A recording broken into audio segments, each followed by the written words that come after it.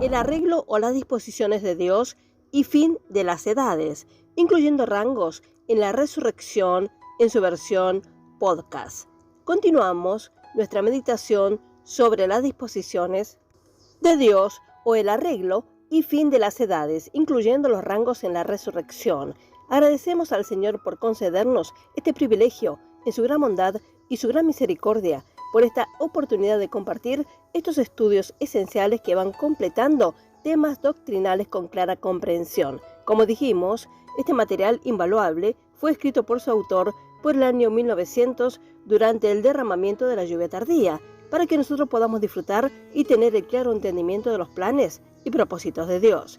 Este mismo material lo hemos compartido en video por este canal a manera de predicación hace aproximadamente 2 años. Ahora, en su versión podcast, queremos volver a compartirlo a manera expositiva para los santos que anhelan conocer mejor de este tema. Es nuestro anhelo que el Señor ilumine cada corazón deseoso de aprender la palabra de Dios. Es así que presentamos el arreglo o las disposiciones de Dios y fin de las edades, incluyendo los rangos en la resurrección. Consideraremos ahora los creyentes espirituales. También está la compañía menos conspicua, los espirituales, que disciernen todas las cosas, pero no son discernidos de nadie. 1 Corintios capítulo 2, versos 15 y 16. Estos son, con mucho, los más necesarios, estando en la más íntima comunión con el Señor, y son los más útiles. Aprenden a caminar en el Espíritu. Ser guiados por el Espíritu, llegan a ser los confiables de Dios, porque se les da a conocer la voluntad y los propósitos de Dios. Entienden lo que Él está haciendo y por qué. También lo que piensa hacer en el futuro. Descubren qué parte tienen en este drama conmovedor y con gusto interpretan esa parte por su habilidad y su plena comunión con Dios. No hay dudas de que hay 3 etapas distintas entre lo espiritual, correspondientes a los 3 grados de la voluntad divina, como vemos en Romanos capítulo 12, verso 2, la buena, la agradable y la perfecta voluntad de Dios. Estos parecen estar de acuerdo con la expresión de crecimiento familiar de Juan, en 1 de Juan capítulo 2, verso 13, como hemos leído, hijitos, niños que toman la leche espiritual no adulterada para crecer sin impedimento, los jóvenes cuya característica es la fuerza y los padres donde puede verse la sabiduría manifestada. Jesús también habló de los 3 grados de fecundidad de llevar frutos, 30, 60 y 100 por 1. Esta es comparativamente una pequeña compañía. Los espiritualmente maduros, los huios de Dios, del griego, miran hacia abajo y entienden quién es quién y por qué están donde están y qué son. Ellos disciernen todas las cosas. Verdaderamente disciernen los signos y las señales de los tiempos.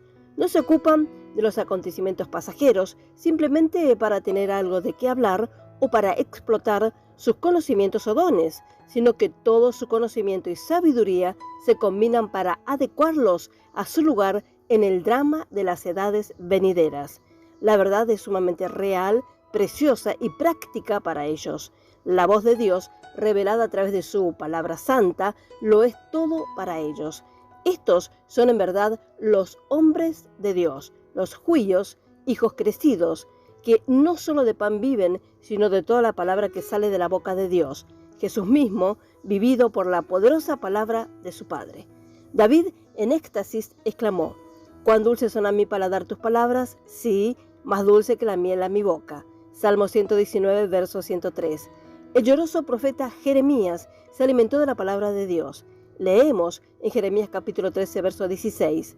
«Fueron halladas tus palabras y yo las comí, y tu palabra me fue por gozo y por la alegría de mi corazón, porque tu nombre es invocado, oh Señor Dios de los ejércitos».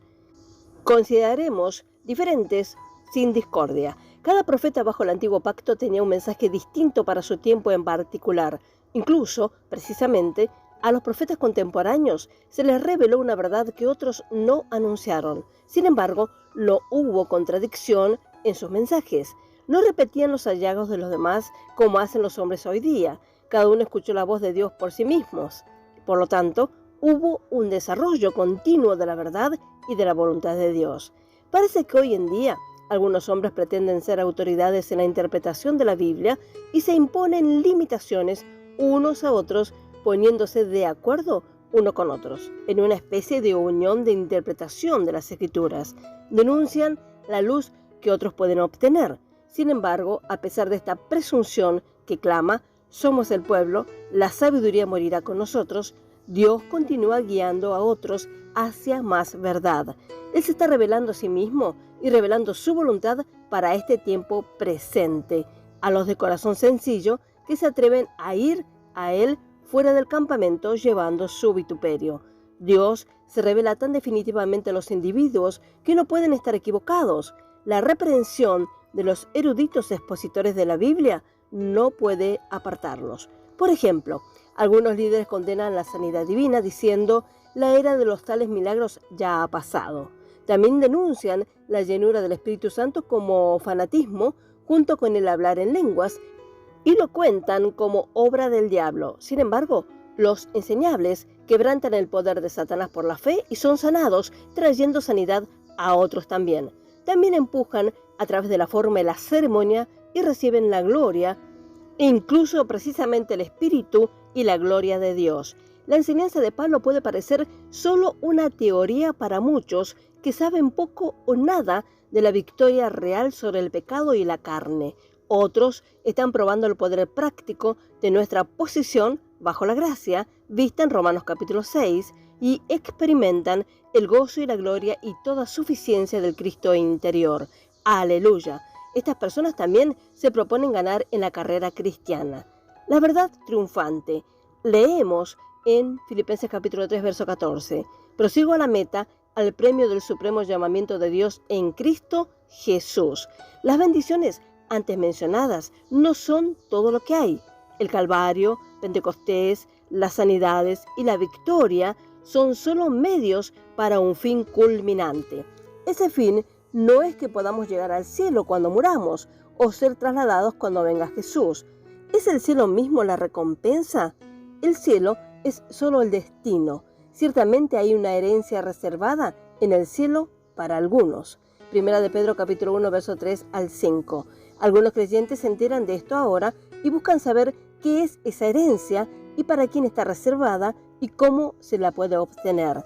Pero cuando empezamos a buscar nuestras bendiciones en Cristo, nos encontramos con los ancianos, los doctores, los expositores que claman como lo hizo Eliab contra David.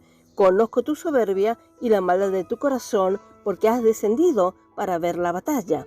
En el lenguaje moderno podríamos escuchar, ¿crees que puedes enseñarnos? Qué extraño, en verdad, que algunos o que alguien suponga que Dios no puede enseñar a nadie más excepto a ellos mismos o a aquellos de autoridad reputada o presunta autoridad. Debemos recordar que la palabra de Dios no está atada, ella no está presa. Tampoco Dios está limitado en su revelación de la verdad a ciertos hombres.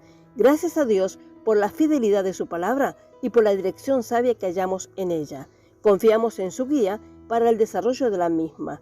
Por ahora dejaremos por aquí y Dios mediante continuaremos con este apasionante estudio de arreglo o disposiciones de Dios y el fin de las edades. Dios lo bendiga ricamente. Amén y amén.